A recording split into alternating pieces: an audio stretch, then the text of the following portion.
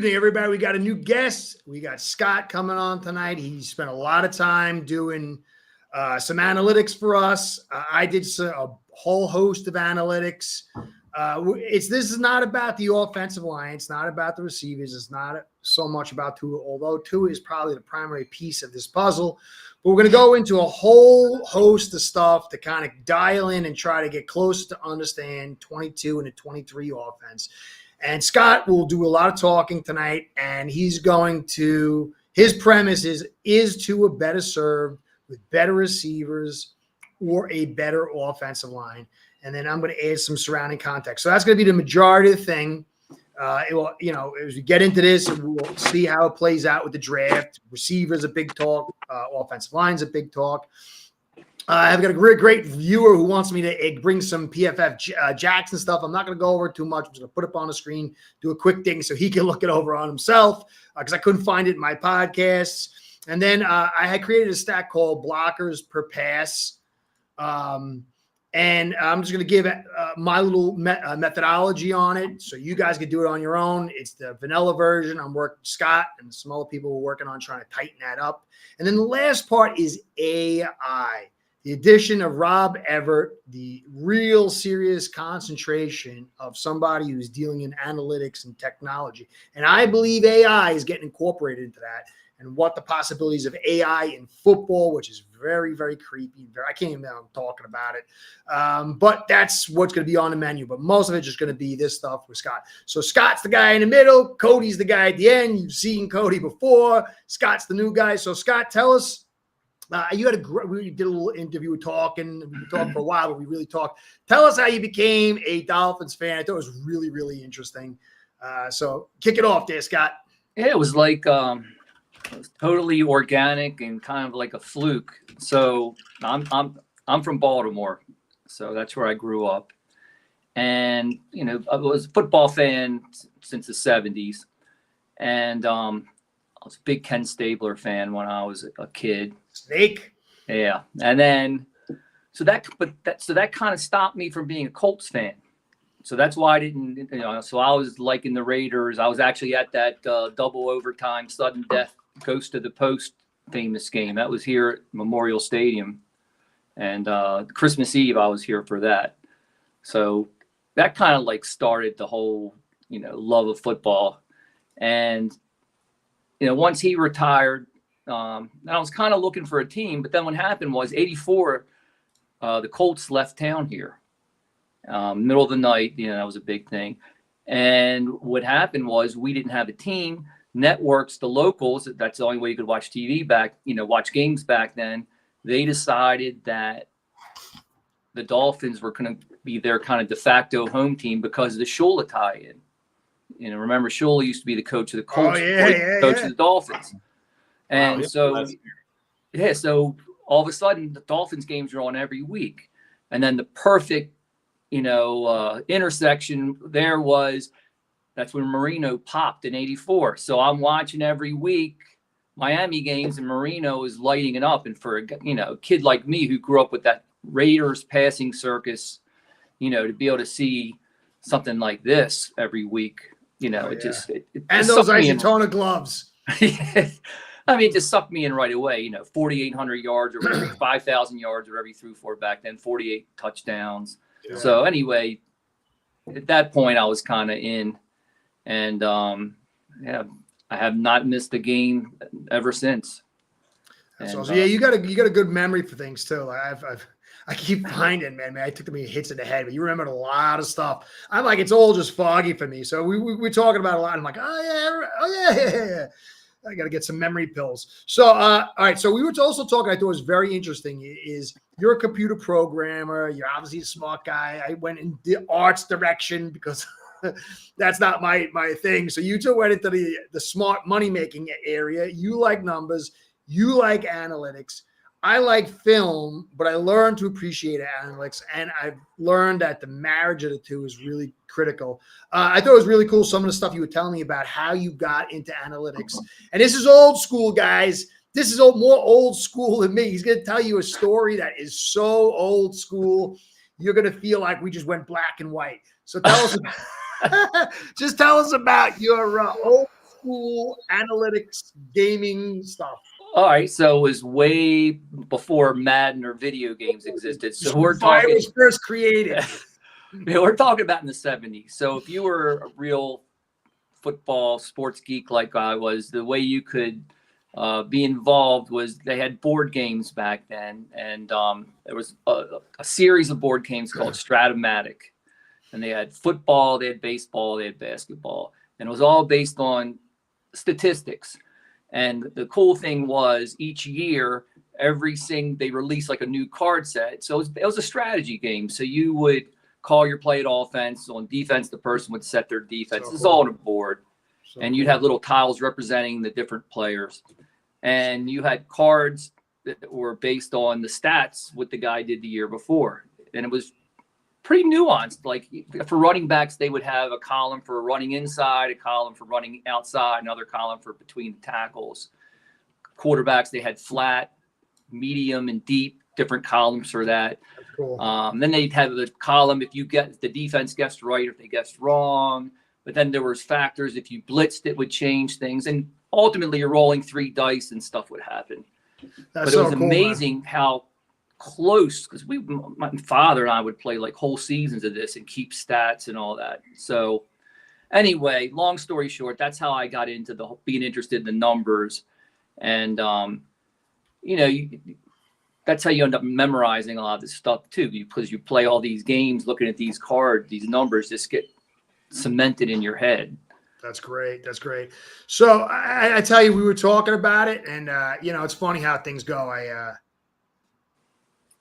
You talk about your father and you playing these games and having those memories. It actually made me like sit down and go, I got to sit down and spend more time with my own kids and have these kind of memories and these kind of games. So I did appreciate that. I love strategy games. I play all kind of war strategy games. Never played the football though. So your thesis, the information you sent me in your thesis, set that up. I've just been hearing so much talk about how the Dolphins, if they added one more receiver to this, that would be the final piece, and that's all we need.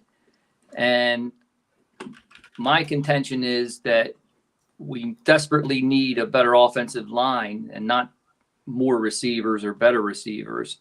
Because I think if we start from a standpoint that when the Dolphins had Terron and Connor Williams and Robert Hunt, I think we can probably all agree Armstead's borderline elite. Okay. I think Hunt would go under the good category. I'd say very good. I'd say very good. Okay. And Connor Williams in the very good category. Okay. I'm going to say Austin Jackson, average to below average. If you factor in like the real pass blocking. Yeah. And some people would say pointing up. Do you think his arrow's pointing up? Sorry. Definitely some people believe above average. Yeah, I mean, I know you've shown some other stats that show maybe not, like the true pass set. Yeah, depending on. But he's young. You could see. You're hoping that with the second contract, you're going to see. This is the year. And right guard's been below average. Yeah. So left guard. I'm sorry, left guard. So my thing there is that, so if you take that, would you say that's an average offensive line? I still don't think those 5 guys intact. I don't know that is a good offensive line. I don't know where they ranked when we had those guys together. So I was curious about that. I don't really have access to that. How the line itself, like what their grades were when those 3 guys play. But when I started, what I wanted to do is I wanted to see how Curtis's stats with the blockers per pass and time to throw, how that tied into when those 3 guys played. And it looked to me, so I went through 2022, 2023, and I charted every game that they played. And what jumped out to me, first of all, was how few times that happened last year. It only happened twice. And you can see it was the Denver game, which they, just blew them out. And then it was the Washington game. Crazy. Only 2 games last year. They had all 3 guys. 2 games. That's crazy to think about. Yeah. Yeah. So we haven't seen it much, but and if you take the year before, it didn't happen all that much either, but a lot more. I made sure to include the games that Tua left with a concussion, just because they still counted, even though he didn't finish them. I didn't want it to look like I was cherry picking anything. Even the Green Bay game, if you look at that, look, you can't take away the interceptions. They happen, but there might be context there. You would take every other number on that stat sheet. I mean, look at, I think he had 299 at halftime in that game. He was killing it. They were killing it. Right. So, so my contention is those three guys playing, I think, is probably more important than both Hill and Waddle playing. I think if one of those guys are playing with the good offensive line or the decent offensive line, I think, based on what I'm seeing, that's more important. That's cool, Scott, really that's cool. really it's this, Scotty. Yes, that's very true. That's a huge disparity in your prime division opponent. Almost 100% to 38%.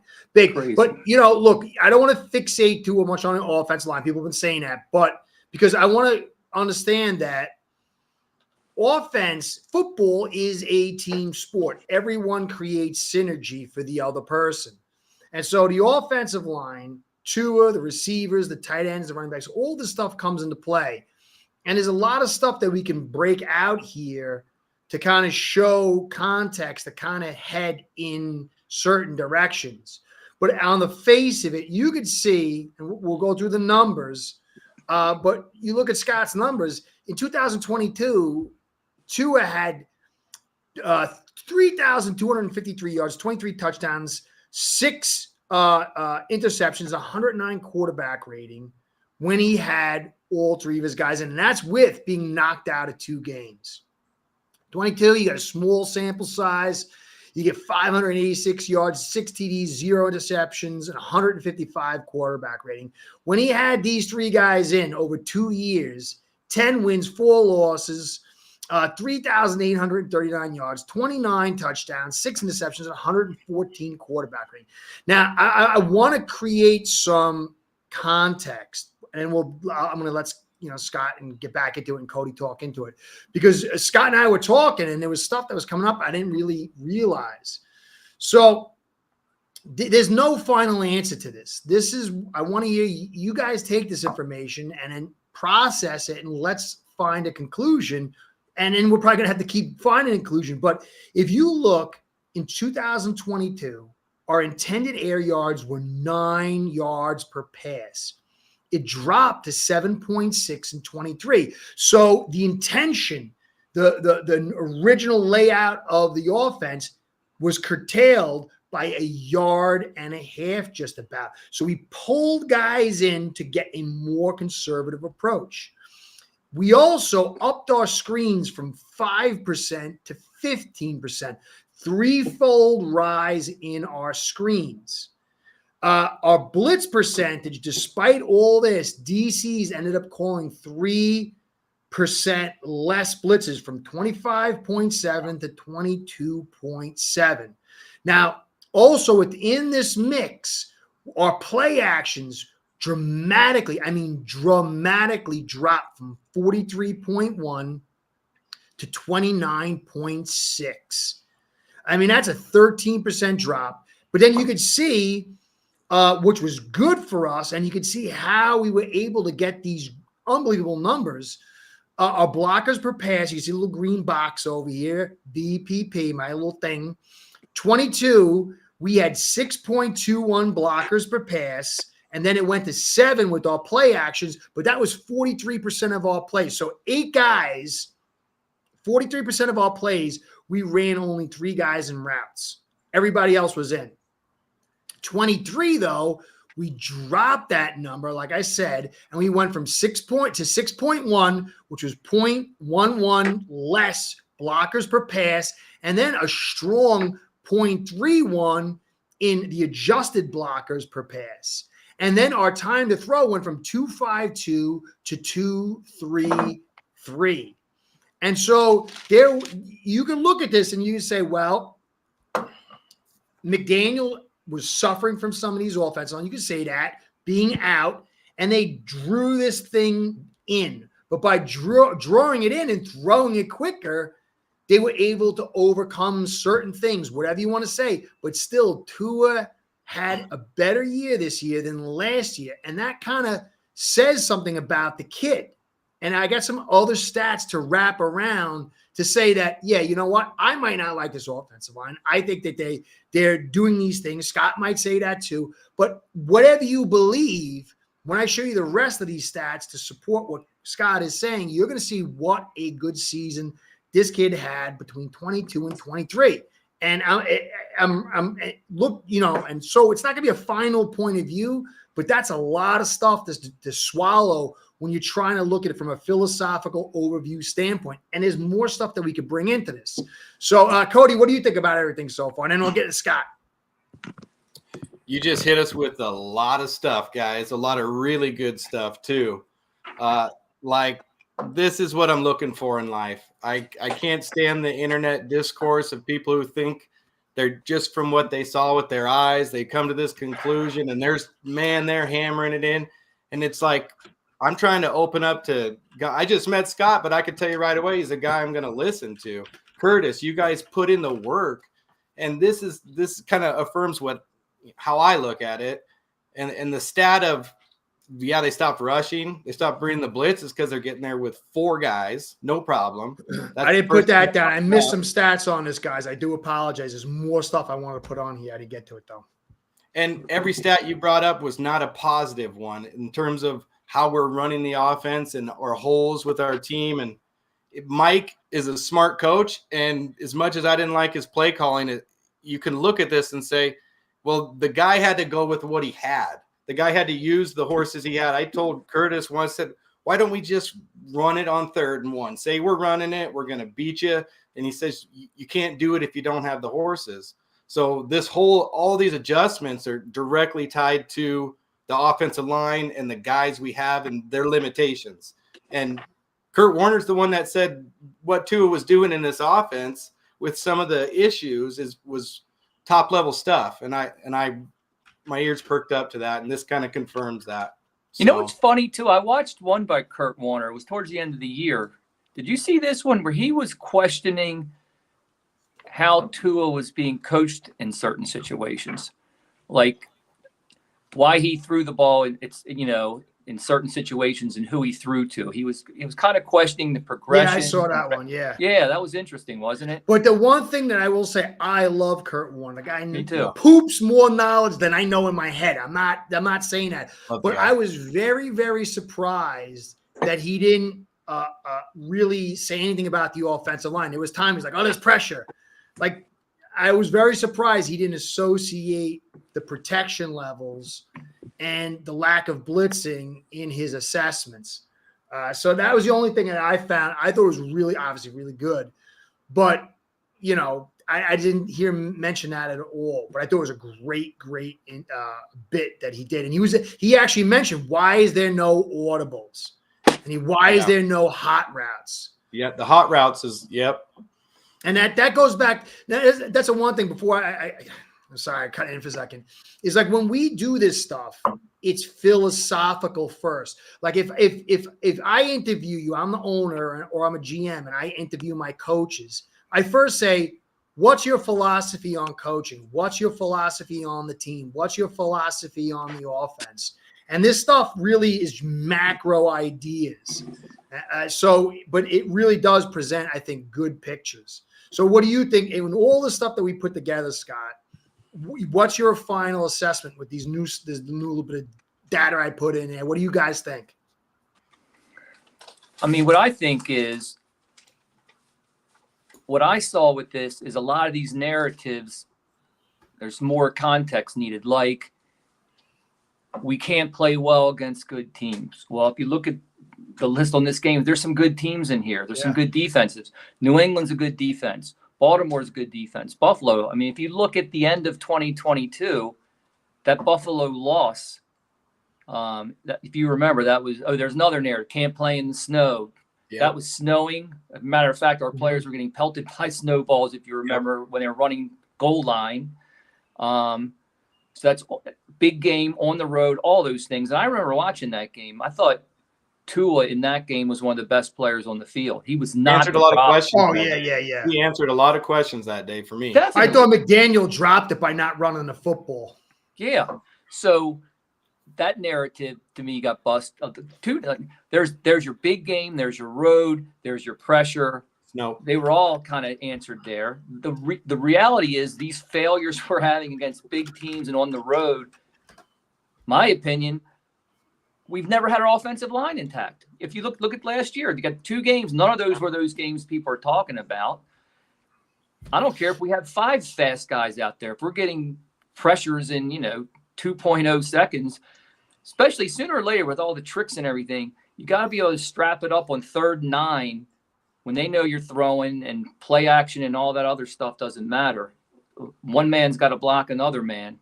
And if you're, if we're having to have 7 block 4 and they're still getting instant pressures, to me, that's everything. I just want to answer this. I do think that our ceiling would have still been capped, even with Terron, Connor, and Hunt.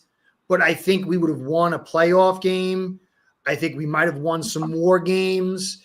And I think it would have made it way, way more interesting. I do think that the right tackle, the lack of a true blocking tight end, because remember, when we're talking all offensive line, you got to add in the secondary blockers.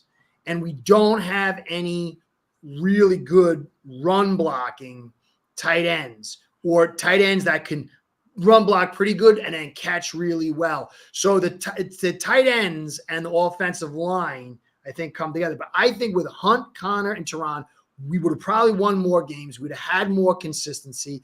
And I think we could have won that one playoff game. But I don't think we would have had enough. But you never know. You got it. You know what I'm saying? You never know. But I just think, to me, last year, depth was my biggest concern. We didn't have enough depth. This year, the top talent league's going down, but the depth looks like it's raising. So it's going to be very interesting to see if this depth rising might be enough to get us to where we need. It might, you know what I'm saying? So that's, to me, 100%. We got to find a legitimate replacement for Hunt, in my opinion. Oh, yeah. Right? If they're going to roll with Eichenberg, and that's going to be the plan, this is going to be a disaster.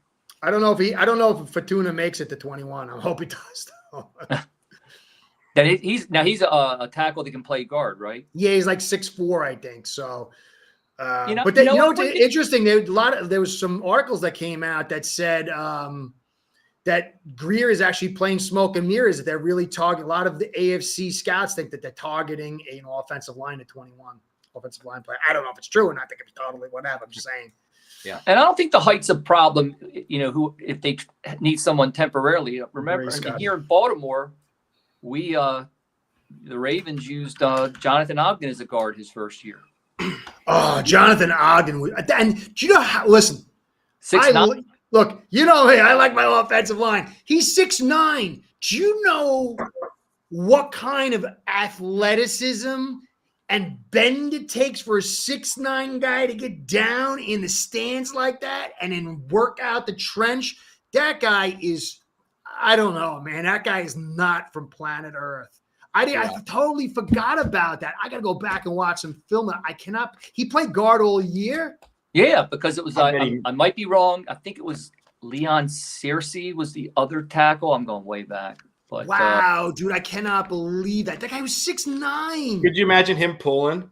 Just, oh, my God. But do you know how much athleticism it takes to get those knees and the hips down so you can create the leverage? That's the problem, is like when that's unbelievable. I got to go watch some tape on that, man. I hope I'm not wrong. I just said this in front of a zillion people, but I'm almost positive about that. It'd be easy to check. I'm sure. I hope you're right, because that would be some amazing film. I loved Ogden. He was a monster. Okay, Angel, what's going on there, brother? I have no problem with McD play calling. We just did not and still do not have the OL to convert 3rd and 1, 4th and 1. So you would try to run once and then give up. Yeah, I think – look, I think he's a little pass happy. I think he's it's a lot. I mean, just imagine just put yourself in his situation. He was in the booth. He wasn't calling. He's a run game coordinator. Then he gets pulled in. He's the head coach. He's got to call the plays, and he's like, oh, we got to win now. Like, that is a lot. And then you actually start winning, and then the pressure's on to keep winning. So to me, this is his grade year. I want to see what happens. And I just think from when you look at it, just the horses weren't there. He tried to run. I remember people were screaming, we got to run the football inside the red zone. And the following week he did it, and we got shut down. And Mostert had that one play where he bounced it out for the touchdown. It was like a broken play by the defense. I just think I'm not saying I totally support McDaniel, but I think there's context on a lot of stuff. Hey, Curtis, are we the only team in the league that the quarterback sneak is like out of the playbook? Because that seems like a big disadvantage to me. I don't know if we're the only one, but clearly it's not on our table, and I think it should be. I think you're right too. Connor broke his heart. Connor was like, oh, I really had said Terron was probably the biggest for me. I think he was the biggest for like the highest teams. But I think Connor was even bigger for us than Hunt, because when you run outside zone, that center is the most critical piece. Look at Mac from the Atlanta Falcons, because when you run either way, he goes either way. The guard, he's important, but he's not as a factor if you run outside zone. And then when you got the center who can one-on-one block, it frees up everybody else. So I think too that I think too that Connor was a big blow.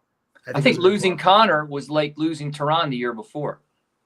Remember the year before when we lost Terron the year before, we couldn't function because we had no backup left tackle. Yeah. This year we didn't have a backup center, and it was the same kind of drop off. But again, I'm not here to beat on anybody, but I got to evaluate. Why would you take Eichenberg, who's failed at every single position, and then have him be your primary backup at center? Like, I know that Connor went down for a whole season 2 years prior to that. But like it's a long shot deal that he gets injured. But who would do that? It was really, we had no depth last year.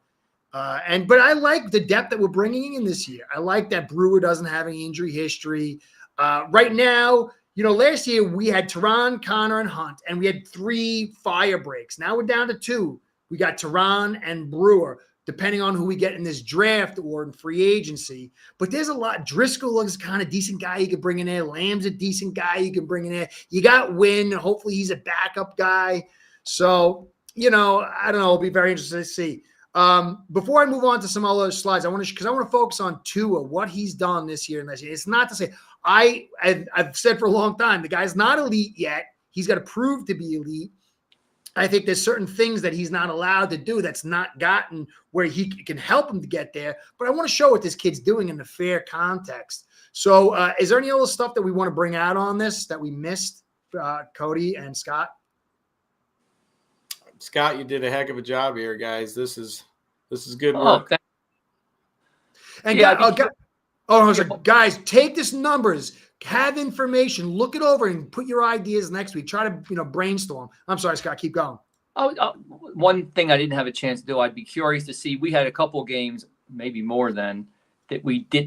We were missing 2 out of those 3 guys, and I'd be curious to see how bad that looked, because I got a feeling that was probably horrific when we were missing. I know we had games where we were missing both Hunt and Connor, especially down the stretch. Yeah, there's a lot more stuff we could do to flesh this thing out, but on the face of it, when you got these 3 guys, because you had one here too at Denver where you missed Waddle, we just had Hill, and look at the blowout. It wasn't a good team, but still, look what we did on the ground and in the air. So, I think you have to factor things in like the run game. I think you have to start taking these analytics and then kind of look at it as we lose one guy, and maybe we could find out who's the more important guy. I think there's, a lot of things that we can do to continue to break this down deeper and deeper to try to pin it in. But I really like what you did, Scott. I think it was really gave me a lot of fodder for thought, and then also driving these other stats that I added to it. I feel like we're trying to get to the truth here, right? Yeah, that's it. That's it. Yeah. Unlike, you see a lot of people that already have their mind made up and they're just going to keep yelling the same thing over and over. To me, we want to see it. I mean, I think we kind of agree that we think Tua is a good quarterback. We don't really know exactly how good at this point, but before I'd make a decision, I just want to see it for a little while with a reasonable offensive line for a certain amount of time. I think he'd be a better quarterback with a great offensive line and average weapons, because I think that's my thesis too. That's my contention. So I want to show something here to kind of go with what you're saying on Tua. Okay, so this is a chart that I put together here. So this is 22 and 23, and you're going to see something pretty amazing. I didn't know this. This was like digging into this stuff really taught me something. And I think if you look at this 2-year basis, I've been talking about how D's have been kind of getting better. So 22 clean time to throw. That's getting the ball out, the percentage of plays that were clean. The ball got out, no interference. Then just base time to throw, and then yards per attempt. And when you kind of pull these together, you can kind of see how the quarterbacks and the offenses, and you can say the offensive lines, in a general speaking, were doing. But so the purple is the best of this group. So all these guys are all the guys that were 70% clean time to throw or better. Purple on each one of these categories is number 1 on the list. Blue is number 2, and red is dead last. Okay. And so this can give you a general framework. But if you look at Brady's last year, he had a bad offensive line, had injuries.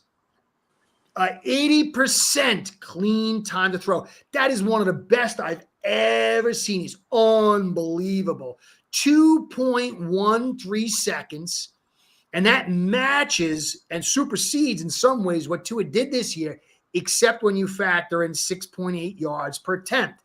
Now, last year, look at Tua, 74%, 0.3% of his throws were clean throws, 2.32 overall, but 9.3 per attempt.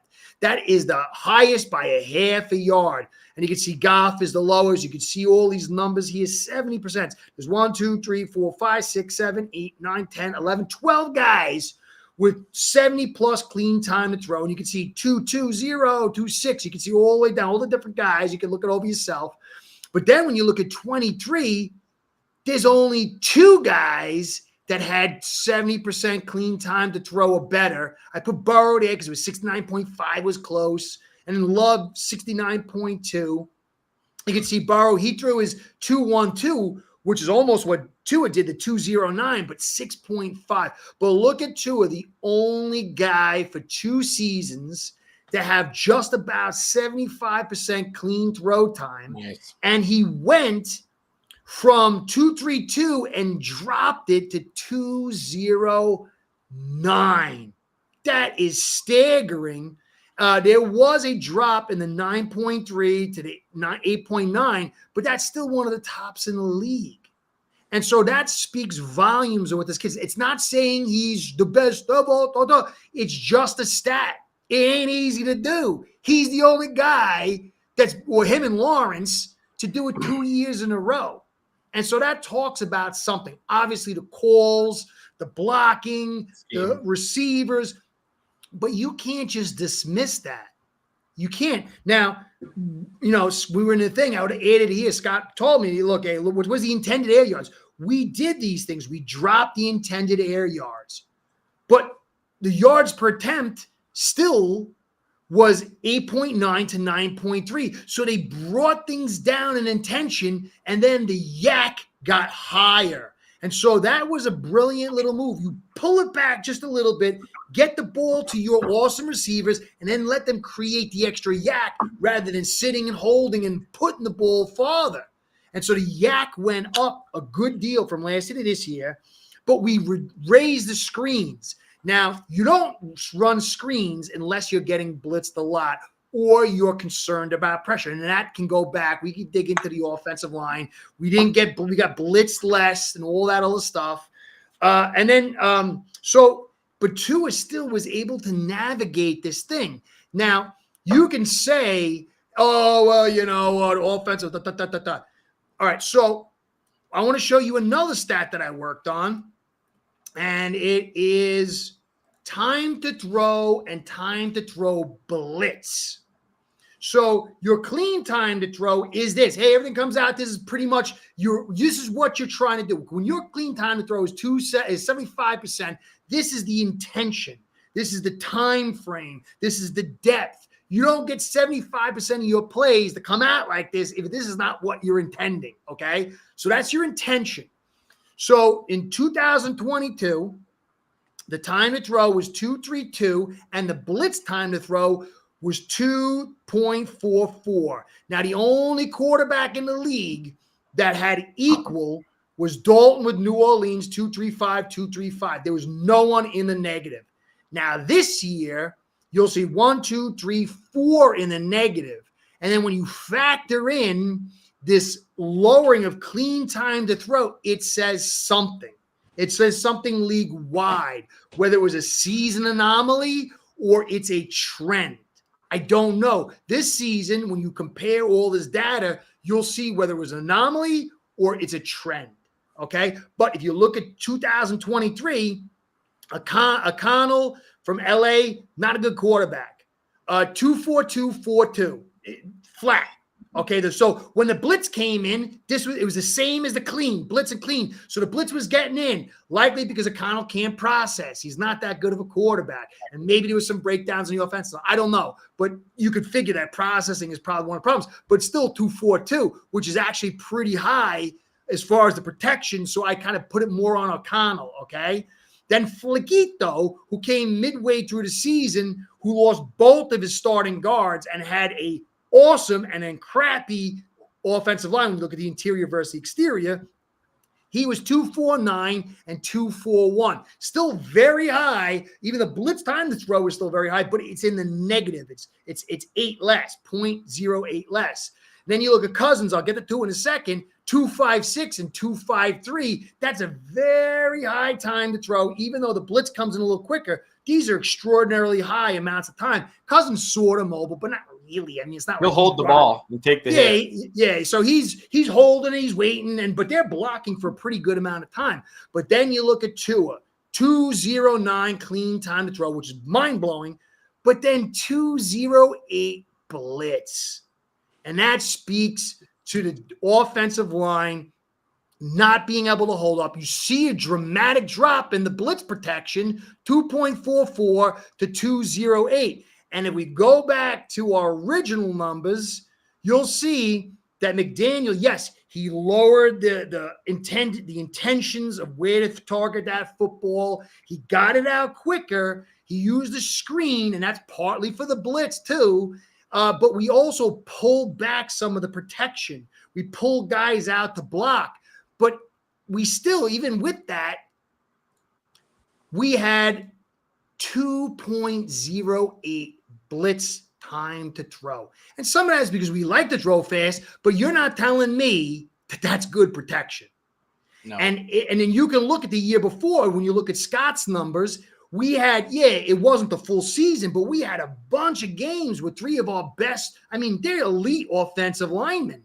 And then you look at the next year, and then it was like, hodgepodge got 2 times, you got all 3. So you would figure if you got 8 games, 10 games with 3 studs on your offensive line, and then you only get 2 the next year, and you see your blitz time to throw go from 2.44 to 2.80, even though you're pulling some guys out, that points to protection.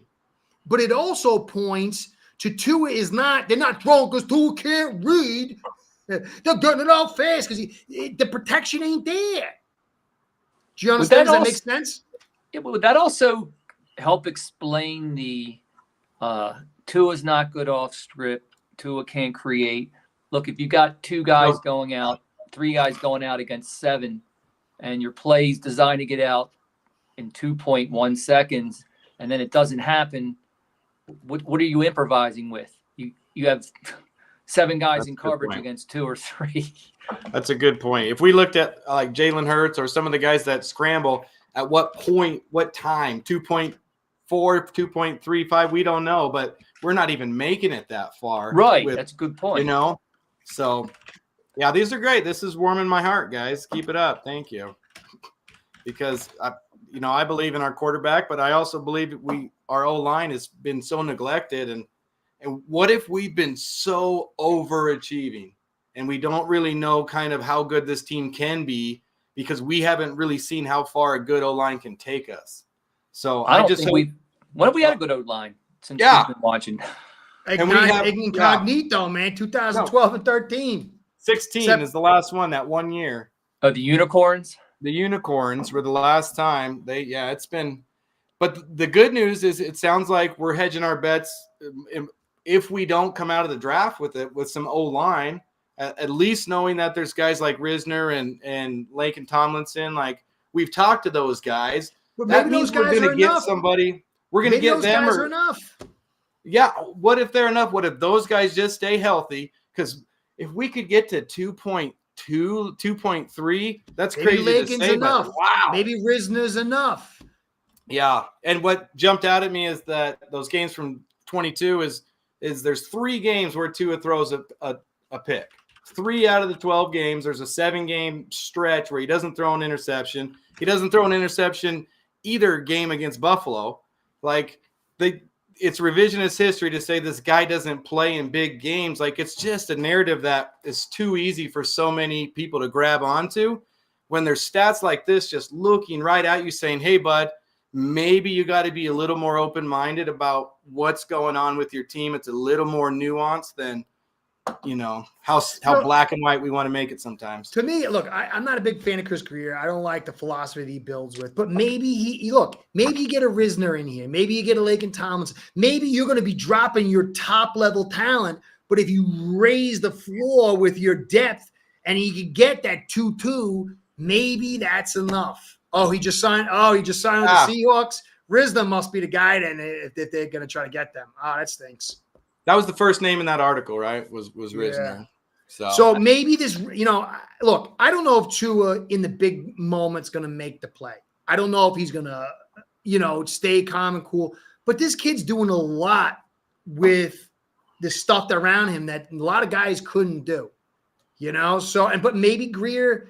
Look, when you look at this, you're like amazed at what these guys are able to, with the receivers and with Tua and with McDaniel. Hey, we'll see what this depth does. We'll see if we're able to do. This has got to be the year of evaluations, though. This has got to be the year because it's a philosophical thing. Like I said from the very beginning, Greer's got a philosophy. Do I know I think he's wrong, but what the hell does that matter? Maybe he's right. Maybe he's brilliant. We'll see.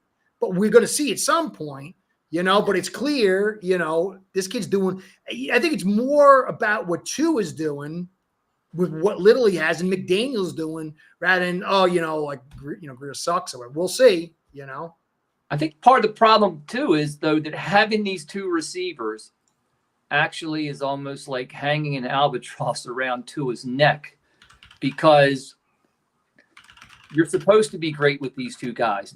Yeah. Nothing else matters. I don't care if you have no offensive line. If you've got Hill, I'm just talking like the average fan on Twitter. If you've got Hill and Waddle, you should throw for 300 yards and 3 touchdowns. Throw it out there. They're doing all the work. Not really looking at, what happened when we had other quarterbacks in there with those 2 guys, especially in 2022. It didn't look nearly the same. Yeah. And I know there's – only thing that scares me even with the top-end talent, you said not being as good, but we've got more depth. Okay, when Terron misses 4 or 5 games, then what's that line look like? Well, that's the problem. That's the problem this year because you had Connor and Hunt to lift the elite talent. If Brewer or Jackson, Terron go down, it's a really big drop, big drop. Unless, you got, who knows? Maybe they get a guy in a draft or something. I don't know. I just want to ask Janky Jim. I'm grateful for Tua the QB. He should have had more deceptions last year. His defenders kept dropping. It's true. Every quarterback.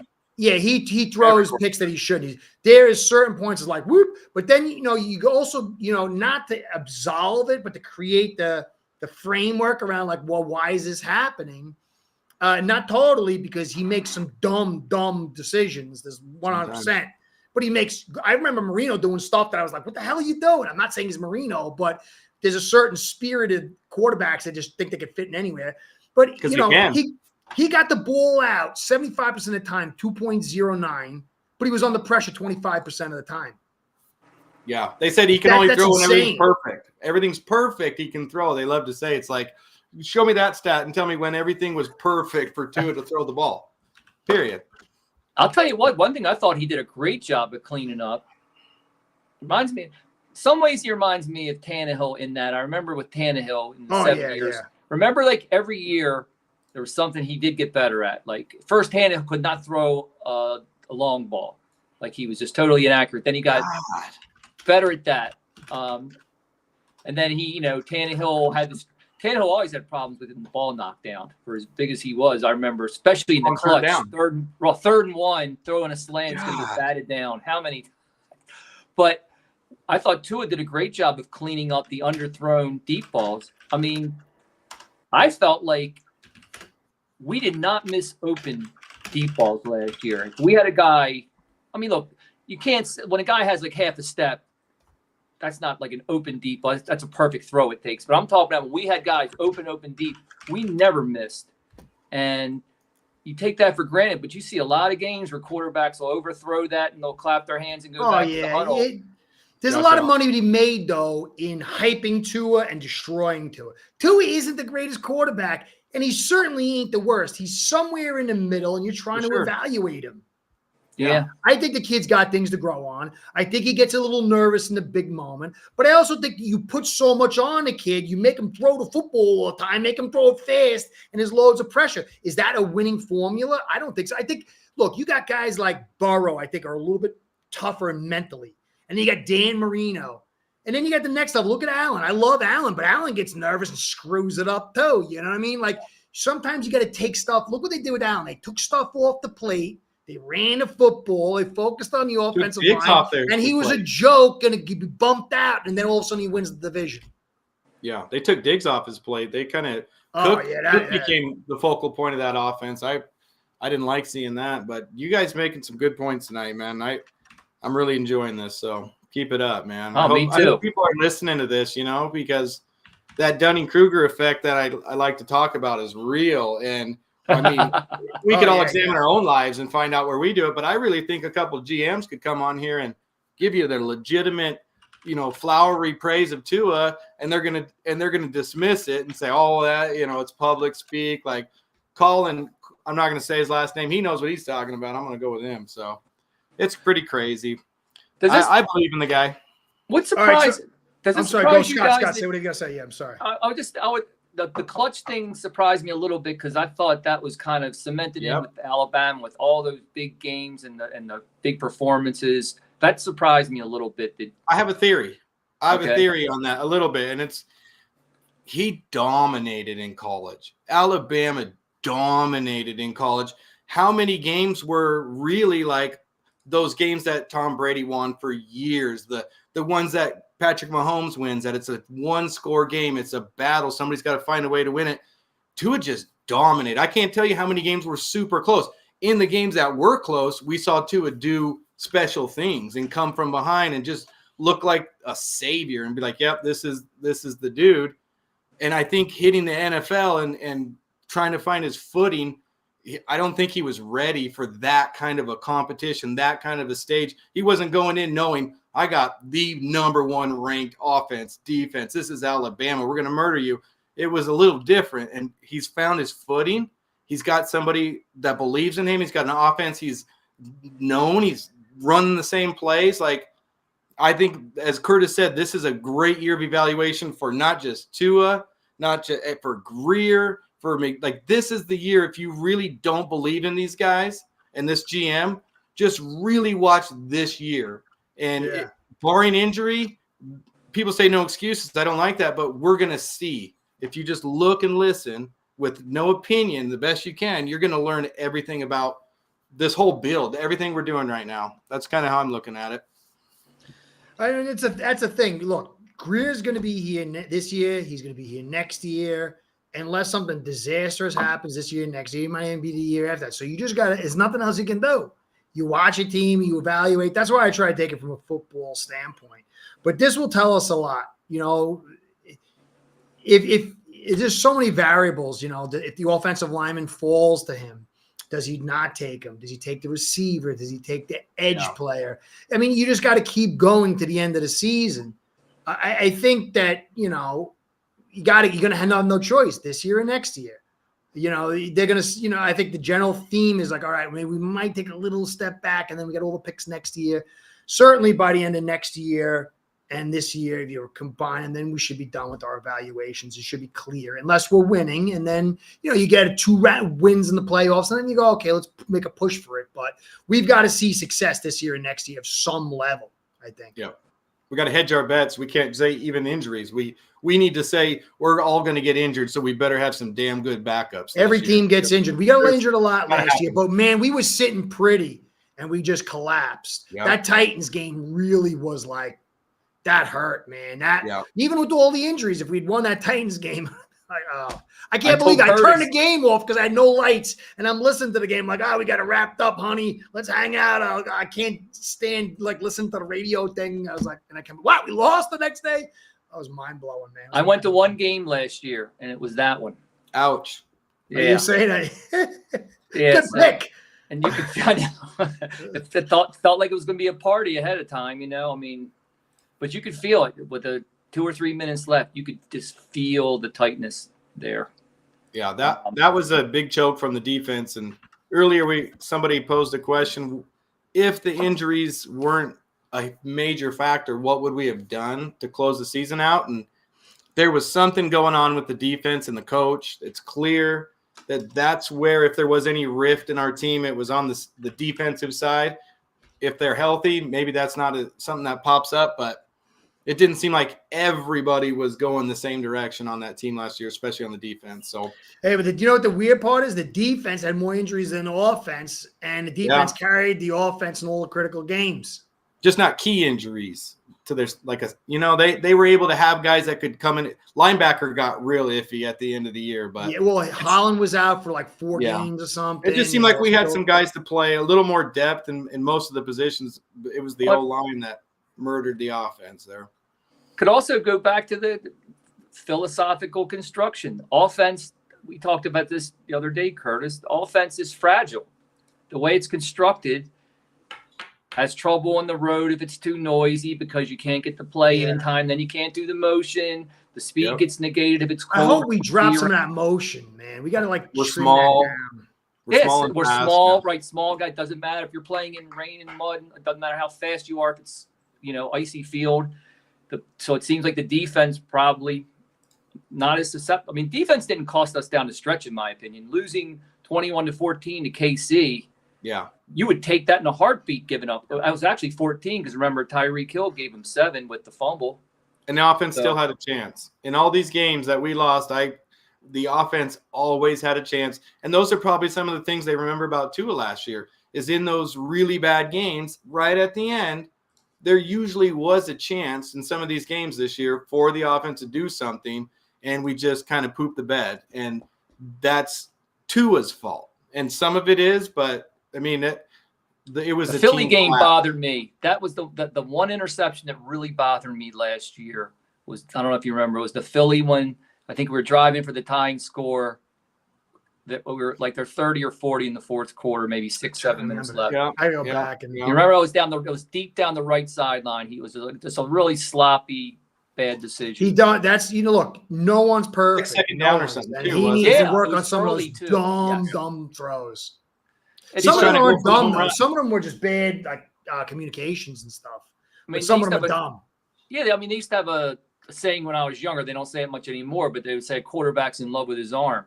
And they used to say it a lot with big arm guys, because they can squeeze it in anywhere. Yeah. But I think Tua's got a lot of that too, that he's really confident that he can squeeze it in. I think it burns him sometimes. And live by the sword, die by the sword.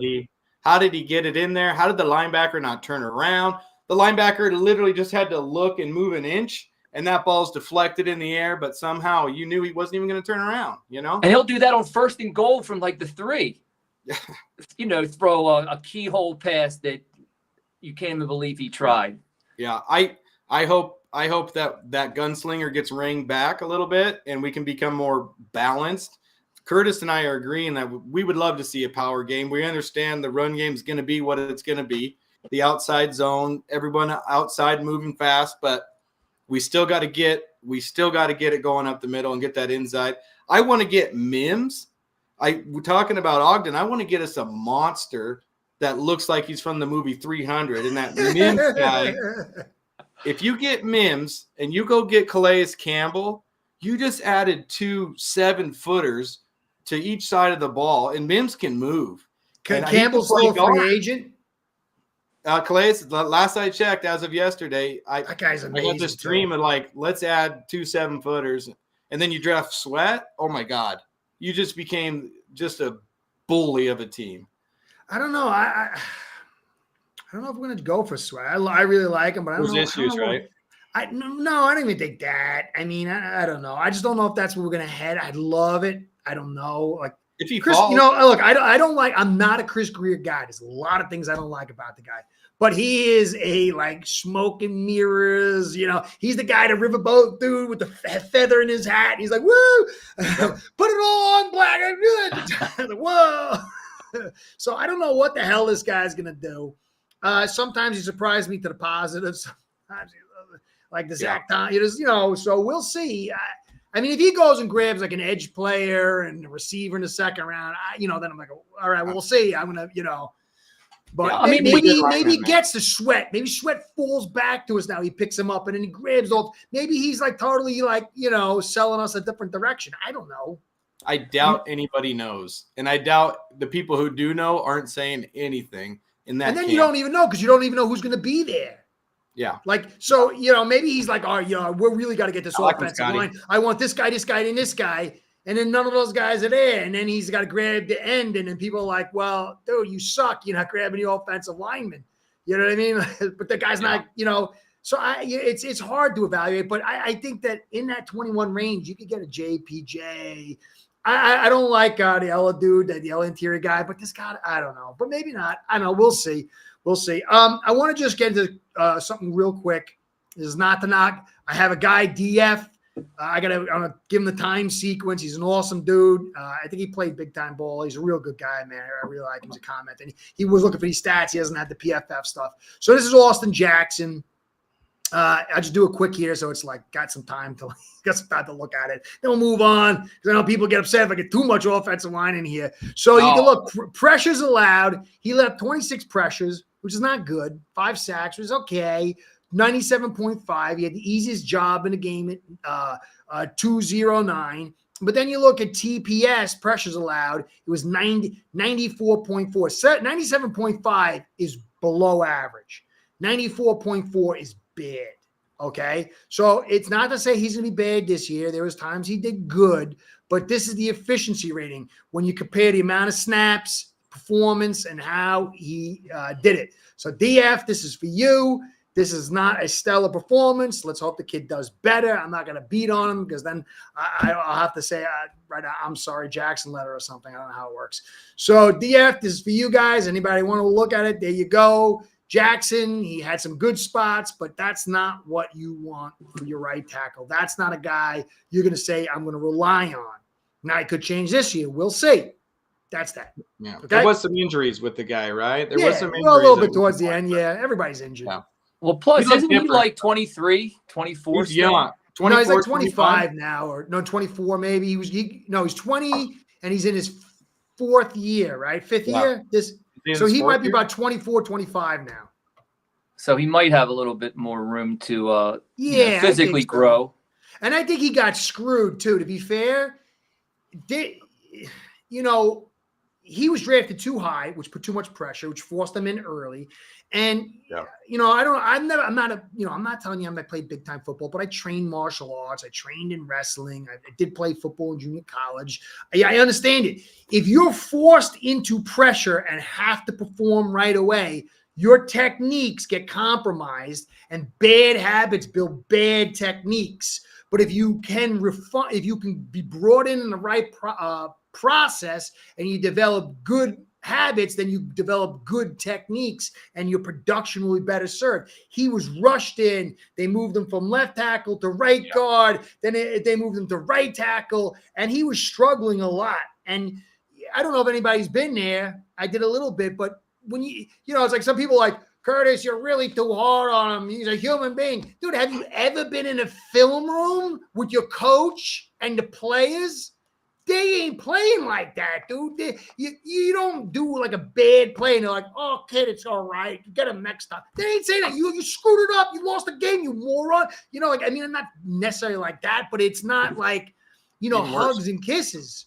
You know, I mean, and so the kid did have a harder road. And so for me, this year, next year, I think the kid is a guy who's going to be on a roster. And, you know, when he gets about 27, 28, that's where you can't really say he's grown. I think the kid can get better. You know, I do. But he struggled. And he was rushed in way too early. And he was drafted too high. It's a lot of pressure, you know. And he's a good kid. He's smart. See the way he cheats? Man, that's really smart. I mean, he's got smart. Oh, yeah, he knows how. Yeah. He gets away with stuff now to wrestle out. He gets out really early on the pass sets. Yeah, good right tackles do right now. It's almost like you watch a good right tackle. It's like that guy's jumping every single time before it goes. He knows how to hold. Like, you know, look, there's so many ways to get a job done. All the best guys cheat, and they cheat really well. It's like, you know what I'm saying? You get the edge. He pulls. He's got these little pulls. So I'm hoping the kid. I like him. What he did for his sister. You see, he's smart. But I mean, he struggles clearly. You know, we'll see. This year, next year is his year. So I got a question to put to you guys about. Hey, Alp, what's going on? Class has entered the joint. 24, he'll be 25 in August. Okay, yeah. What you got, Scott? What were you saying? Oh, I was saying, you know, I know we do criticize Greer with the offensive line picks a lot. You know, he has trouble with that. But if I remember right, the Eichenberg pick, I thought a lot of people thought that Eichenberg was like super safe pick, plug and play, ready to go, good pedigree and all that. So fundamentally it's tough, sound. Right? So if everyone says this is the guy and he goes with that, I don't know if we can totally put that on him. Yeah, and the coaching wasn't any good for him for a while. I think if you drafted him without the trade up, it would be more palatable and understanding. Third round, we wouldn't even care. Yeah, and then you look, you got like a Dieter for a third. He's not worth a third. Then you got Kinley 2/4. There's a strong history of him, but you know, look, it's done. Who cares? He could have drafted Zach Tom, which was like a easy slam dunk. You know, I don't know. Whatever. We'll see this. Maybe Eichenberg steps up too. I don't know. Did he pick Tunsil? Yeah. Anybody. My dead grandmother could have picked up. Was that his first pick, maybe, or was Michael Graham Tunsil. I mean, like that wasn't like too hard. Don't worry about the gas mask, Michael. Draft him. I remember watching. I mean, Hunt was a great pick. Hunt was a great pick. Yeah. Flores pick, I think, though. So I mean, he's had a few that have worked out, but hey, look, you know what? If Greer finds the guy in the first or second round and the guy's as near as good as Hunt, you know, his reputation changes. Nobody cares changes. Anymore. Yeah. No. Yeah. Well, I mean, look, we haven't bought. I mean, part of it we haven't invested in that spot. I mean, so Austin Jackson is really the only first round pick besides Tunsil that he's made with the offensive line. And okay, Jackson hasn't been a disaster. Look, a lot of these guys picking the first round of the line wash out of the league altogether. You know, remember like Robert Gallery and guys like that. Yeah. And it's a big high bust rate in that position. Yeah. So, but you know, that's the thing is, it's like, I don't want to get into offensive line. I'm not talking about it. You can't help it, Curtis. You can't help it. I'm like a crack addict. Just a little. Yeah. There's two things I'm pretty interested in for the people out there that like to dig into the draft. What is Tua's, or not Tua's, sorry. My wife just walked by, Tanya. What is Greer's success rate versus at each round, first round? And even if you want to categorize it, what's a GM success rate in the first round with offensive linemen? If we could look at the stats and see miss rates, you know, hit rates, I don't think you're going to look at Greer and go, whoa, this guy is just all over the place. I think he might stack up with some of the GMs, but that's just me. I haven't run any of the numbers. I don't run my thing outside, not like a personality thing, because I don't want to get it. Hey, what's going on, Anthony? Sometimes he overpays, and then he's not good on the offensive line. Like, so yeah, you like Waddle, but there's lots of guys out there that are studs, like the kid over with Detroit.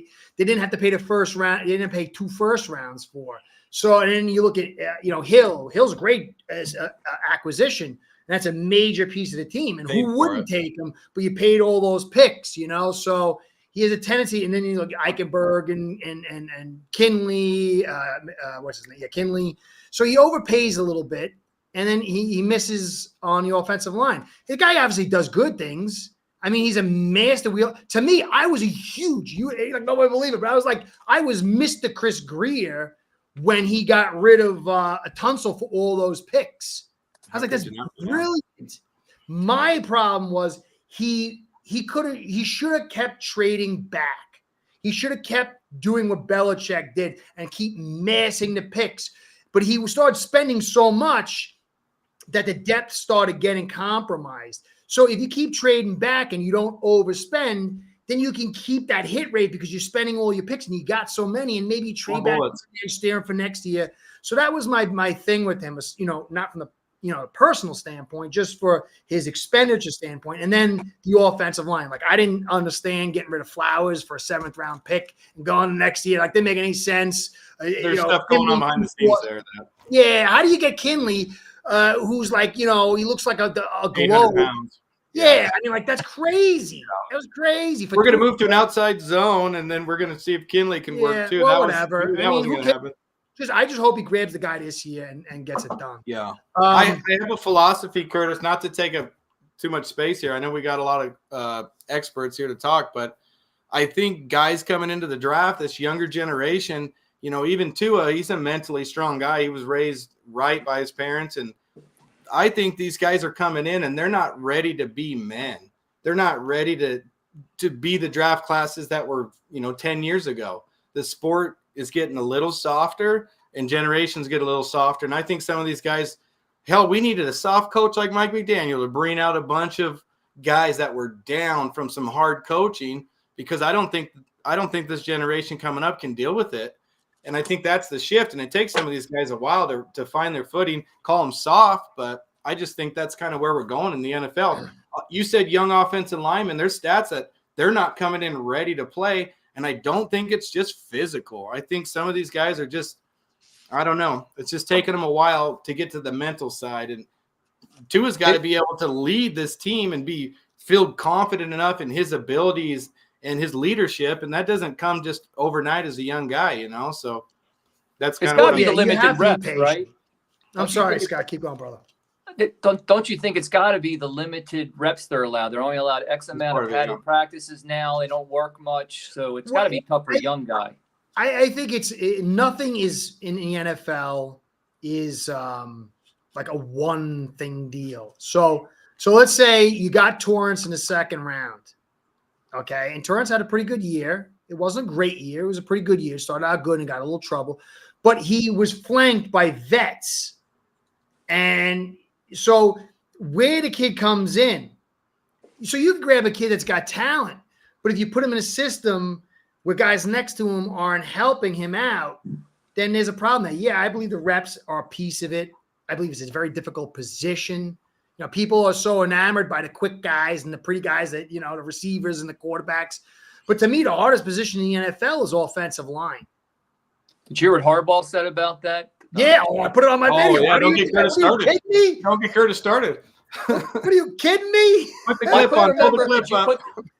I think offensive line's sexy. You don't think I was like on top of that, man. Was he the one that said this? I couldn't remember if this was part of it. It was something about offensive line is the only position in the NFL that doesn't rely on anyone else to be good. I've been saying it for 2 years. That's why I loved it. I said, look, offensive line sets the table for the quarterback, the receiver, the running back, and then they put the fannies of the D on the sidelines to let them rest. And then a rested defense makes plays, and the tired doesn't make plays. In the NFL, the offensive line makes the world go around. So, yeah, I'm on that, baby. Alf said one of the kids in the 2nd round is my totem animal. Actually, that Harbaugh's quote is my totem animal over there. Yeah, totally. I mean, when I was playing like a little junior college thing, I loved my offensive line coach. He was tough, funny. He was so good, dude. And everybody knew it, man. Like the offensive line blocking, it was the whole deal, like when we went to running back meetings, it was like, oh yeah, don't worry, this guy freaking missed a block. Like it was like, it was like to get out of jail. Everybody brought it back to the offensive line. Like when you look at the tape, it was like, first they started with the blocking, and the blocking was screwed up. Then everybody else got to get out of jail free card. But if they had good blocking, then you were screwed. So it was like, we started with that. So I don't know. I'm old school. I don't know. God, how many times did you see on Twitter after one of our games a play that could have been made except for one leak in the offensive line, and you'd see a receiver wide? How many times did that happen? That was terrible. But this is the thing. Look. So I'm running like off tackle. Okay, so I'm running an off tackle play, and the tight end's job is to seal. So he's supposed to get outside leverage and turn the guy in if the guy's in front of him or he's to the outside. If he's outside, you got to kick him out. So the tight end, instead of getting outside leverage, gets straight up leverage, and he's driving him. And because he drives him, the guy gets off him and gets outside and makes tackles the running back. And everybody goes, the running back sucks. Dude, everybody else did their job, but the freaking tight end didn't have the right leverage, and the whole play breaks down. One guy makes one little, he had almost the right leverage. He was straight up, but he was supposed to be outside. And so he didn't seal. And so football is so complicated. It comes down to that. One guy has almost the right leverage, but not the correct leverage, and the play dies. And then they say the running back sucks, the quarterback sucks, the coach sucks. Yeah. Think of that play with Durham Smythe, and I believe Mostert. It's in the goal line to the right side. Smythe comes out for a block. It's a pass to Mostert. If Smythe doesn't get just enough of, I believe, the linebacker, the play dies. But he clips him in just a way, touchdown. And that's all it took on that play right there. That was a really creative block there. Why are we so I got to store some video. I want to do one of Pacino. It's inches everywhere. Nice. Why are we so invested in Smythe? Because he's a good blocker, and he was a 4th-round pick, and he's a really good number 2. He's just good enough to keep. He's not a guy that you can get rid of. And I think paired with Jonnu, I think it's actually going to be a really good pairing. Jonnu's going to take over all of the offensive responsibilities, especially Alf. If you're still in the chat, boy, that breakdown you had of Snead coming off Hill because Smythe couldn't run that crosser fast enough, and insert Jonnu, and that plays a completely different play. I think they're going to mesh well together. But we locked up Smythe before Jonnu, so solid sizable contract. Why would we commit to that kind of mediocrity? He was our starter last year, right? I just think he's so solid. It's hard to come by. Tight ends are hard to come by. He's an Anthony Fasano. He's an Anthony Fasano. Is he a good blocker? A lower level Fasano. Fasano was an amazing blocker. That's what I remember. Yeah. Amazing blocker. I think he's a damn good blocker. I don't look at the numbers. I just watch the games. And when he's healthy, I just feel like he's a 50% type guy. I'm a 50% catcher, just good enough blocker. Like I think he just pulls it off. But I think Julian Hill, he's not an explosive player, but he looks like he's got some power. He looks like he can dry block. I know Curtis he hasn't not sure about him, but Fortson looks like let's just throw it up in the red zone. Tua loves a good jump ball. We forget that part of Tua's skill set is that back shoulder and a lot of high passes in the back of the end zone. Tua can do that. We just haven't had a guy to do it with. He did with Gesicki a couple of years ago. That was beautiful, man. That was the Baltimore game. Gesicki in the back of the end zone. That was beautiful. Yeah. There's a narrative he faked reads. Something on that. It's like that was an amazing play. So I love that. You got to remember, listen, in modern day journalism and sadly in human communication, it's greatest or worst. So you don't want to choose the middle ground because it's not explosive enough to get traction. So you say greatest ever, and then you got that cult, and then you get the worst ever. And so it's not really about honest evaluation. It really isn't. It's just all about drama. Let's hope it swings. Let's hope it swings back. I think things tend to swing back towards the right. So, I don't mean the right side. I mean the right, correct, your point, Cody, too, with the coaching. I do think it's different nowadays with these kids. I mean, I have a 25-year-old and I have a 31-year-old, 32-year-old. And Yeah, you can't talk to these kids the way we were talked to. And I went through the sports with them and all that stuff, the high school level and all. And yeah, they do not respond to the way we were talked to when, like, I'm 6'1". Yeah, I mean, we're no one cared about your feelings. Parents either. It was just a whole different mindset. It's probably why a lot of these Belichick disciples aren't really making it, because I don't think without the cachet of him, they try to act like him, and I don't think the players want to. Well, you heard it. You heard it. Xavier Howard said Flores was a player's coach. He said I think that was I need to get a deal, and I'm not going to say anything controversial. I love all of my coaches. Any coach could sign me. Oh, he said it after he left the Dolphins. They asked him about Flores. Oh, I know. I think he's trying to get a deal, and I don't think he wants to look like the free agent that has issues with the next coach, but look like a free agent who's loved all of his coaches, and he'll love the next coach probably more. So I think X has been an unhappy camper for a long time. He just always gives me that vibe of, I don't know where it started, but I'll miss Peak X. I'll tell you that, man. That guy was a ball hawk if I've ever seen one. Although the last couple of years, he's been injured for a while. I don't think he's even been that much above average the last couple of years. Right. There was some games, but the fact he can't run with even Stephon Diggs is fast, but Stephon Diggs isn't a burner. Oh, he's put him in the spin cycle. Was shut down for a long time, and Diggs killed him when they. I remember that first game. I don't know if it was this year or last year. They isolated him, and Diggs just destroyed him. Fuller's just got to be above. Fuller's got to be average and available, and we've already upgraded at that position, in my opinion. Yeah, I agree.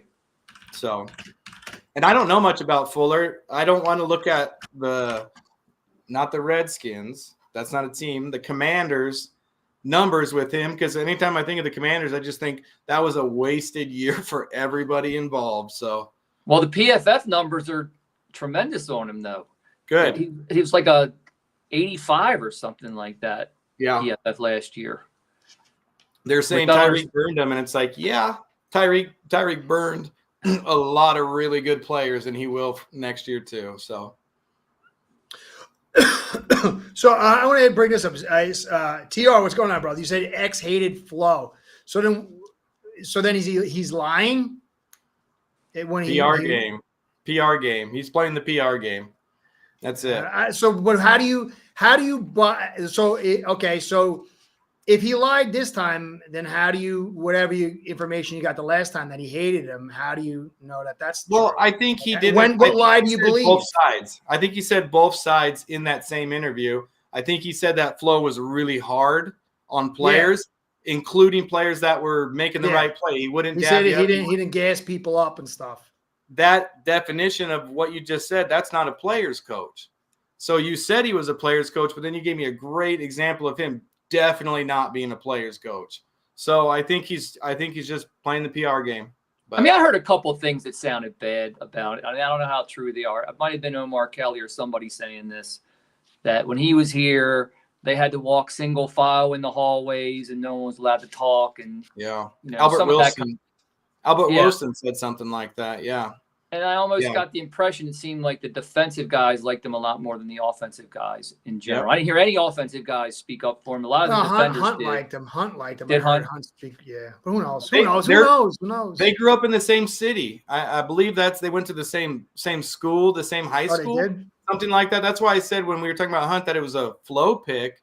There's some connection between Flo and where Hunt's from, that in a similar type upbringing. So it was just a Flo pick kind of there. Well, have you heard the saying? I'm going to get this. What's Powers' medicals? He's got medical issues, Powers? Or are they just saying we don't know him yet?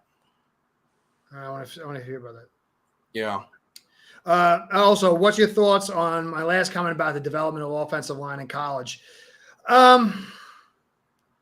Yeah, I don't really watch college too much, man. So I know that they love the spread stuff and they love to have the fun ball kind of stuff. And maybe that might be part of it. I don't know. That's a good question. That's a really good question, man. I don't really watch college because I just don't have the time. I invest too much in the NFL. But that's a really damn good question. I got to write that down. I mean, I'll we've say got that. guys coming into the pros, quarterbacks who some of them never taken a snap under center. That's how different it can be. Or you've Yeah, got that's the interesting part. there was some quarterback who had never even managed the huddle before. I got to because the ask way some the people plays about came that. in. Good one. Yeah, we don't know how to call a play unless we have guys on the sideline with their Right. bulletin boards here. We just look over. Yeah, the under center thing is huge. I think I didn't look at a lot of Alabama, but when I watch Alabama too, it wasn't under center a whole lot when I was watching. I know they had a commitment to that run game. They had Alf would know. Alf, I didn't know that. He had hip, groin issues, and several concussions. I don't want him then. I didn't know that. yeah. I got to get in. I got to do a better job of my research. Alf, how much was Tua I love the under name, center though. at And I love Alabama? his physicality. I didn't know that. That's good information. I wouldn't draft him then, actually. If your offensive lineman had hip, groin issues, and several concussions, I wouldn't draft him. It's funny, though, with Tua's hip, I don't know about you guys, but I don't even think about that anymore. Like, that's far down the list of my worries of what could go wrong. Yeah, it's all about the head right now. Yeah. Yeah, And no, I want to see him scramble, but I want to see how if he stays goes healthy down. this year, it will really clear up a lot of these concerns. Yeah. Well, I mean, look at the health thing. If you take the whole picture, I think he's played more games than Burrow has. He will. Yeah, I think. I think if you look at so far the 4-year picture, I think he's played in more games than Burrow has, because Burrow missed a big chunk of last year, and you remember his rookie year he missed a lot because he blew out his ACL. Do you guys know about Burrow's injury? A good buddy of mine loves football. He's telling me that injury he read about, there's a really lower percentage of coming back 100%. He thinks they're getting better with it, but historically it's not been a great injury to come back and you have all of your hand strength left and your grip. I heard it was unprecedented in football. What was Really? I was Yeah, they typing. really I couldn't haven't do had things at experience once. with Wait, that. go back. What were you saying? I was typing. I couldn't hear and type. Burrow's injury, the recovery rate, the final projection is pretty low in terms of his grip strength and who he was. Yeah, they said before. 20%. That's huge when you think about the inches of football there. Any given Sunday, the grip of a football, the slipperiness, you just need that It's little terrible. extra. They on screwed one that kid day. up, dude. They screwed That that kid up. sucks. Yeah. Oh, totally. Yeah. Burrow's a special player, though. I love Burrow. He's a special player too. But that goes to show you framework and offensive line, man. You saw one year where the framework was bad, the O-line was bad. What'd you see? Almost career-ending type injury. You get the offensive line help. You bring in some guys. In a good defense? What do you see? A Super Bowl run. And it was just like that. Same quarterback, different pieces around him, and you have career-ending injury looking and a Super Bowl run. So it really does come down to the scheme and who's around you for these quarterbacks, Yeah, that sucks. All right, so I know I got Alf here second. Alf, AI, dude. To me, oh, here we go. AI technologies. I think it was like 15 years ago. I was dreaming. I'm like, why can't these quarterbacks have like a virtual reality thing to work on their skill set? I mean, you just sit there, the AI runs what the defense, right? The covers they like to run, all that also. So to the addition of Rob Everett is like intriguing. Like I woke up in the other line, like, what is going on? I think AI is infiltrating everywhere. I hate it. I think it's I don't want to get into the whole thing on it. I'm really deep into it. And a guy I know is like really, really into it. He's like big time, big time. So I'm really scared in a lot of ways. But this AI stuff is certainly, if I'm doing drugs to get the edge, I'm stealing signs. I got hookers going to mess with the other players. Tampering to get at the an highest edge. level. All that stuff to get an edge. What is the background of AI? How are they trying to leverage the AI to get advantages in this game? And Scott and I were talking about all kinds of crazy stuff. I know it's a little ways off, but not so much. There's so many things this AI can do. If you ever get to talk to Rob Everett, ask him about the AI. And I don't know if they're going to tell you, because if they're doing anything with this AI, it's all got to be, they don't want anyone to know because it moves at such a high velocity that if you let it out of the bag too early, then you lose your initiative. I'm finding like I was listening to some really like powerful and rich people in multiple venues, and they're all saying that if you don't leverage AI into your business, you're gonna be out of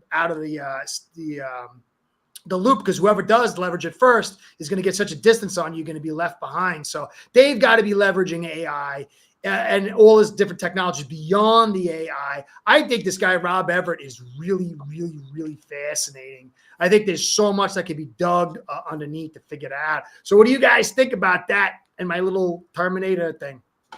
What do you think, Scott? I mean, AI could end up being like, okay, I remember reading something about poker, that the best poker players in the world back in the old days were older guys because they played poker with other people. They were playing, X amount of hands a day, and that's how they leveled up. Then when computers started coming out, people started playing online poker.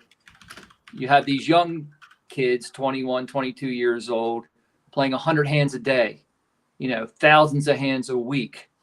And basically all the best players in the world now in poker are young guys.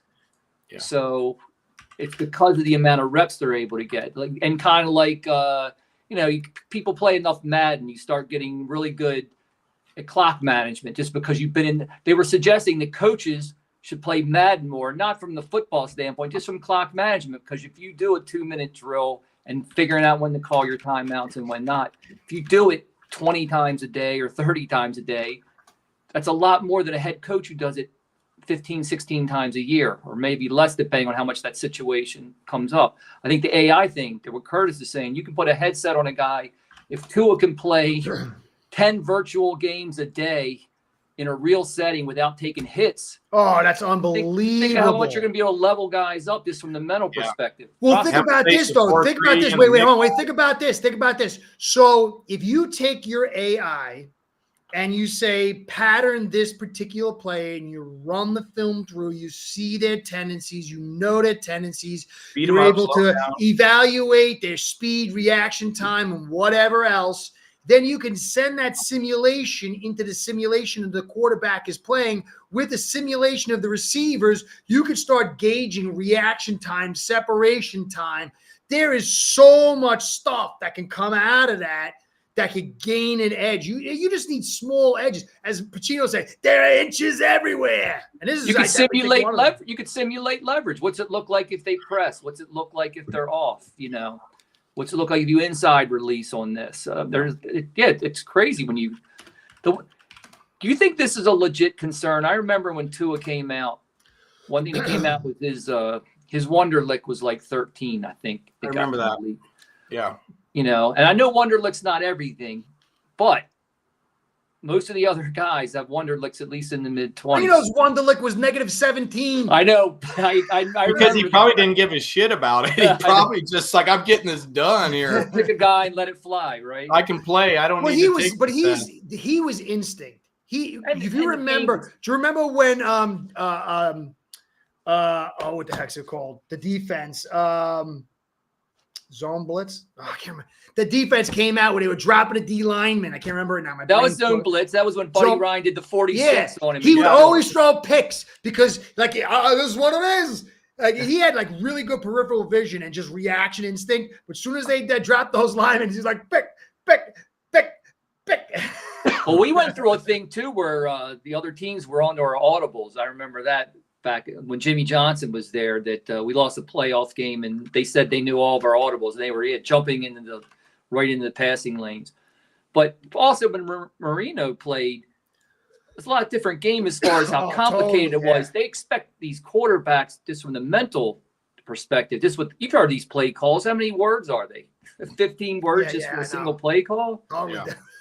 So you know what? I'm an acronym. I hate modern world. I mean, I do appreciate some of it. I love going out in the woods. I love dirt. I love I love just the human spirit. We were watching Shogun. I love the old Shogun with my wife and I are watching it. You just get on a boat and figure things out. I miss that. I love the human spirit. I love people. I love just winging it and I love that. I hate this Teflon glossy world. It just a quote Charles Dickens. Hard times make strong men make good times make weak men, and weak men make hard times. I don't know. I miss the old days. I don't know. I'm a dinosaur. I mean, look, the game's changed. When I was a kid, quarterbacks, one of the things you evaluated them on was how good of a play caller they were.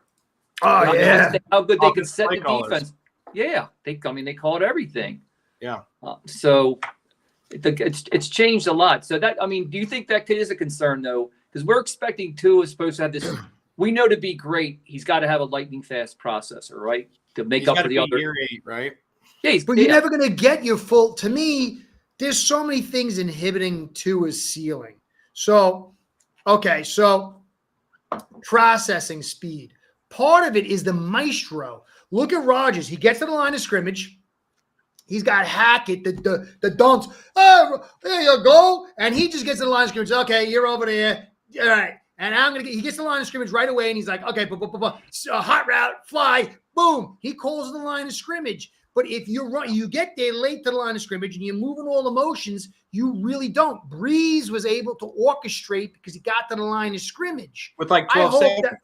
I hope that McDaniel pulls back. You don't need to run motion every time. You can come out and just get to the line of scrimmage early and have some audibles, and then you can come to the next one and have your motion, and then that's even more confusing, and then you would allow Tua some stuff.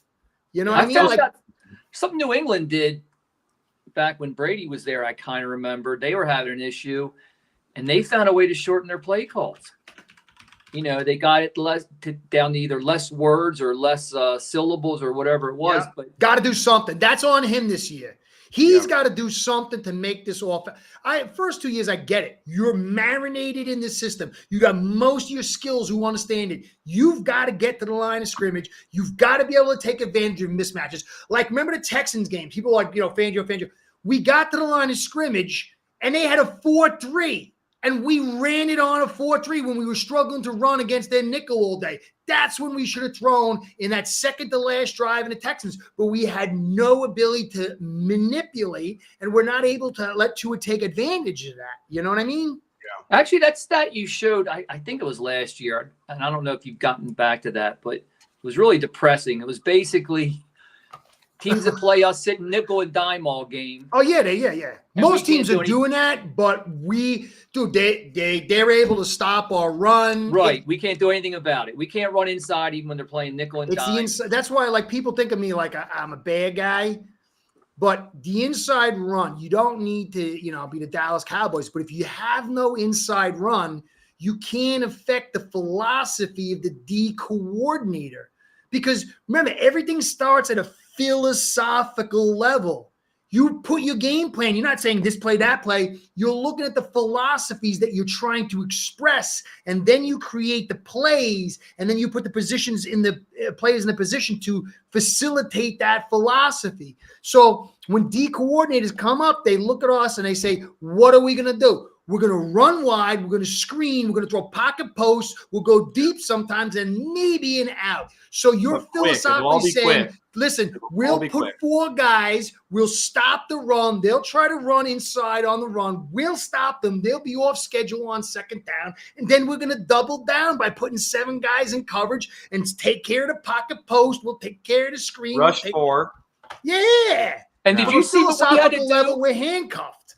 And when we did have to hold the ball, I saw some breakdowns where the only way they could throw deep and hold the ball, they would literally have to have 8 in blocking. 8 and have like 2-man routes, sometimes even 1-man route. 2 tight ends, Ingold in there. Yep. Yeah. And you see what did I have? Man, look at this. Look at this. If you go back to the blockers per pass in 2022, 43% of our plays were 3 receivers and routes. You got 7 plus 2 is 8. So you only got 3 guys in routes. And you know what? If you go back, this is just vanilla. If I go game by game, you'll find that third receiver is Smythe. It's not the running back. The running back's in the block, and Kurt Warner's saying, it's usually where the hell's your hot route? Or whatever. Why don't you have a hot route with the running back? Yeah. Sorry, I got excited. I'm getting excited. I'm getting delirious. I'm getting tired. No. I got one thing to say. It's a little scarier in terms of our AI discussion. Neuralink. They're putting chips in people's that's brains scary right stuff, now. dude. And when does the NFL say this is the future? But we're talking about all these simulations these quarterbacks can run and all these different things they can do at the facility. Well, they're going to be able to put that in a guy's brain someday. And there's going to be a program running his motions and his ideas as he's taking back. He's on his third drop. He's looking about, and it's saying, oh, red, it's highlighted, throw it there. Like that's a scary. I got to go, man. I want to go get the Neuralink so I can be the best Yeah. Dolphins podcaster. And that's insane to think about. That they got to ban that. They got to put these guys through some kind of Neuralink scan before every game. But my God, well, they're going to have to do testing on that stuff. Yeah. If they do get to that simulation point, think how much fun that will be when that comes out as like a video game. We'll be able to get back on the field. Well, virtual reality is going to be unbelievable very soon. Oh yeah, right. You'll be able to be in a game, kind of. You know. Oh yeah. I don't want to get into it. Like I've been studying like macroeconomics and geopolitics like a madman, probably 2-3 hours a day for like 15 years. Macroeconomics, huh? Yeah, I love that stuff, dude. I'm like totally into it. I'm totally into it. I don't know if I know what I'm talking about, but I'm into it. Are you making money off it yet, Curtis? Yeah, actually, I do pretty good. Okay, good. Not great yet, but I'm all right. I'm getting there. I got some good stuff, man. I think I'm doing pretty good. Well, I'm getting better though. Anyway, so what I think they're going to do is they're going to be doing the what they call is like they're going to be paying you through digital crypto and currencies in order to survive. So they're going to pay you to exist because the jobs are going to be all taken by AI and robots. And so they're going to have to keep you sedated. And so the virtual universe is going to be like the way to keep you sedated because you're not going to have a job, and they have to find human beings have a natural desire for function. It's a psychological drive that we all have. And so they're going to have to create reason for your existence. And so virtual reality, in order to placate the masses, along with the digital currencies going into your bank account for doing nada and lack of, probably eating bugs and stuff. So that's going to be the future. No, Curtis. I live in Wyoming. Yeah, there you go. There's the guy. Mealworms for everyone. It's true. No. It's true. If you go to UK, they already have bugs in their food. It's already been some Black Mirror stuff right here, guys. Yeah, it's a protein install. I'm telling you the truth. I'm not lying. I thought you were getting close to the Matrix, where we're going to be human batteries, and while we're sedated. Well, that's if you go back, you check Foucault. He's a French philosopher from like the early 1900s about prisons and bindings. That's an extension, a digital extension of that, and that's kind of like grids of control, and that's what the people in power like. That's all people in power want to create grids of control. And so that's why this, even if you look at the people who developed all the modern technology like Twitter, they wanted to lower your attention span. That's why they created this. There's an endorphin release when you get the pop of excitement. And so by creating a quick pop of excitement through these things, they lower your attention span and make you addicted to it. And they even knew about it. I forgot one of the guys said it. And also the Twitter stuff and the Facebook actually can enhance narcissism. Yeah. And so it's an addiction process, and he's part of these Foucaultian grids of control. Anyway, whatever. I'm getting delirious. Anyway, guys, I'm out of control. We're getting deep out of control. Yeah. Alan Watts talks. I ain't even drinking. I'm tired though. Yeah. No, this has been great, Scott. Let's get out of here before I screw up and say something stupid. I'll be like Realtor. I'll be getting banned. I hope a lot of people see this. There's some really good information shared. Scott, looks like you're working your butt off researching. Curtis, you're always looking at what's really real, awesome. Man. I really appreciate it. Yeah, much respect, both of you guys. I appreciate. Thank you, Scott. I appreciate it. We're gonna do this again. I'm gonna enhance this. We'll sit down and talk. I didn't get a chance to go over my blockers per pass. I want to refine that. I really want to work on it. I want to talk to a bunch of people and try to build these analytics.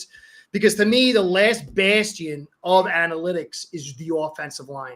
It is the least detailed. But if we understand, if we buy into the Harbaugh philosophy that it is the unique set that is not dependent on anybody, but everyone's dependent on them, as we can enhance these analytics, they will help us flesh out and come to a better understanding. So I'm going to talk to Scott, whoever else wants to. I'll get the stuff next time, and we can start working out. But Scott, you really gave me a lot of stuff to think about, and I'm grateful. And Cody, you're awesome as always. Thank you. I'm here with a bunch of experts, so I kind of feel like I'm just No experts, man. I'm no expert. I'm just a Dolphins I'm talking fan, about grids of control in the Matrix, man. which is perfect. It's perfect on a Friday night. Anyway, guys, listen, anybody who wants to come on, just email me. You have statistics or ideas. I don't have to agree with it. We can, totally. I gotta got into that stuff. Yeah. We got to get Al. I want to talk to Alf. I got so many questions for that guy, man. Like, when he started doing his bio, I'm like, dude, this guy's been a part of my life longer than I even knew, you know? That's awesome. That was a great bio. I didn't know how big he was until the last time he was on. He was like on CBS and put the little things, all those little trackers. I used to watch them, and I didn't know he was the guy doing it. So, will you say that again real quick? I thought that was the most interesting thing. What was Alf doing back then? He would put like the stats on the trackers on the CBS. I remember watching those all the time back in the day when there was like no stats or anything. You mean when they would show like the score at the bottom of the screen, and they would show like and like stats and stuff like that. And he was on CBS. Yeah, so, it's cool. He's a lucky guy, and he gets to watch the coaches coach the guys. Some guys win, some guys they're monkeys. Anyway, all right, everybody. Thank you for everything. You guys are the best. Scott, Cody, everybody else. You guys have a great, safe weekend. And I will talk to you all soon. Thank you. Fins out.